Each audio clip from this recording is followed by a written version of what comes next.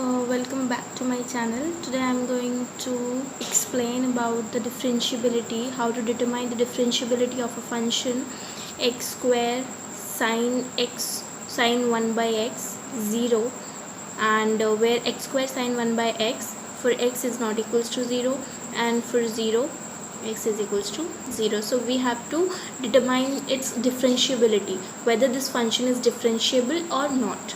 So for that we'll start with checking the left hand differentiability and right hand differentiability. So for that we use the formula of limit h tends to 0 f of 0 minus h minus f of 0 upon h.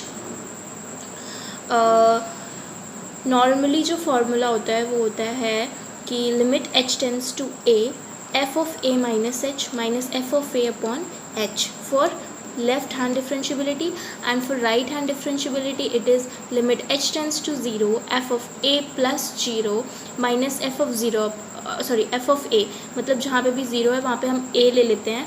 But अभी हमें defined है कि क्योंकि हमें x is equals to 0 पे differentiability check करनी है तो हमने यहाँ पे 0 लिया हुआ है directly. Now we'll start with the left hand differentiability.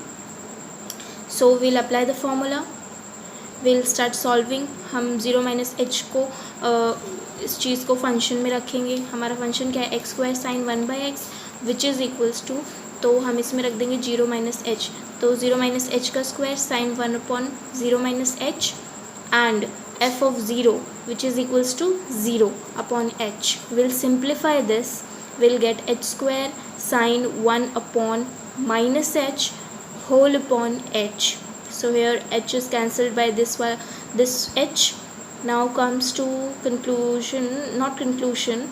Again we'll simplify this, which is h sine minus 1 upon h which is equals to 0, and we know that sine ranges from minus 1 to 1. So anything between minus 1 to 1, if it is multiplied by 0, because h is there and we put the value of h that is 0, so 0 is multiplied to anything that is 0. So we get left hand differentiability is 0. That is 0. Okay, now comes to right hand differentiability. Here we again apply the formula. The difference in the formula is only this, that here comes minus in between and here comes plus in between. That's it. Again we put the formula in the function, we put the value in the function 0 plus h, simplify this, then we'll get h times sine of 1 upon h. Again this function varies from minus 1 to 1, and h, if we put 0 in place of h, that is we directly apply the limit, that is 0, so it comes to be 0. So at the end we conclude that left hand differentiability is equals to right hand differentiability, that is equals to f of 0. So the function is differentiable. That is why this function